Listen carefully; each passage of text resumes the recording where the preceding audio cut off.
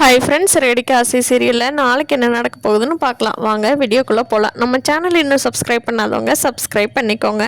வீட்டில் இருக்கிறவங்க எல்லாருமே சமாதானப்படுத்தி சீதாவை அவங்க வீட்டுக்கு அனுப்புகிறாங்க. ஆனால் அவங்க சொன்ன சமாதானம் எதுவும் சீதாவுக்கு காதுக்கு கேட்கவே இல்லை. ஆனால் முத்து வந்து கரெக்டாக சொல்கிற விதமாக சொன்னதுனால சீதா வந்து திருப்பியும் அருண் வீட்டுக்கு கிளம்பி போயிட்டாங்க. அங்கே வீட்டுக்கு போனதும் என்ன சீதா இப்போ தான் கோபம் தெளிஞ்சிருக்கா அப்படின்னு அருணும் அவங்க அம்மாவும் கேட்குறாங்க. ஆமாம், எங்கள் மாமா தான் எனக்கு மண்டையில் புரிய வச்சாங்க அப்படிங்கிறப்போ அருணுக்கு திருப்பி கோபம் பயங்கரமாக வருது.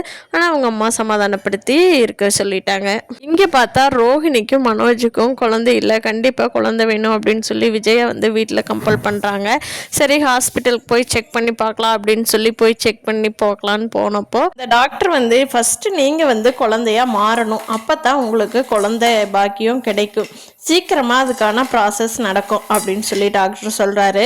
அதனால் மனோஜ் வந்து அப்படியே ஆப்போசிட், அவர் சொன்னதை புரிஞ்சுக்காம குழந்த மாதிரியே இருக்கணும்னு நினச்சிட்டு பாட்டிலில் பால் குடிக்கிறது என்ன, தொட்டிலில் தூரி கட்டி ஆடுறது என்ன, ஐயோ வீட்டில் மனோஜ் பண்ணுறாள். அப்புறம் தாங்க முடியல. மீனா கிட்ட கேட்குறாரு, ஏன் மீனா இவன் நிஜமாலுமே பைத்தியமா இல்லை பைத்தியம் மாதிரி நடிக்கிறானா அப்படின்னு கேட்குறாரு.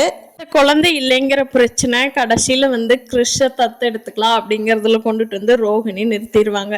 ஏன்னா அப்போ தான் கிறிஷுக்கும் பிரச்சனை இல்லை, ரோஹிணிக்கும் பிரச்சனை இல்லை, மனோஜுக்கும் சமாதானமாக போயிடும்.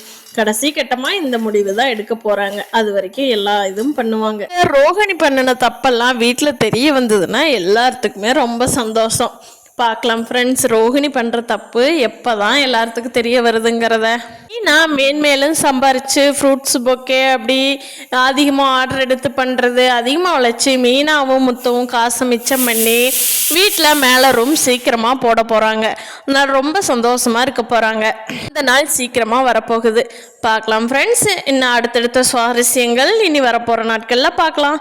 இந்த வீடியோ பிடிச்சிருந்தா லைக் பண்ணிக்கோங்க. நீங்கள் என்ன நினைக்கிறீங்கன்னு கீழே கமெண்ட் பண்ணுங்கள். தேங்க்யூ.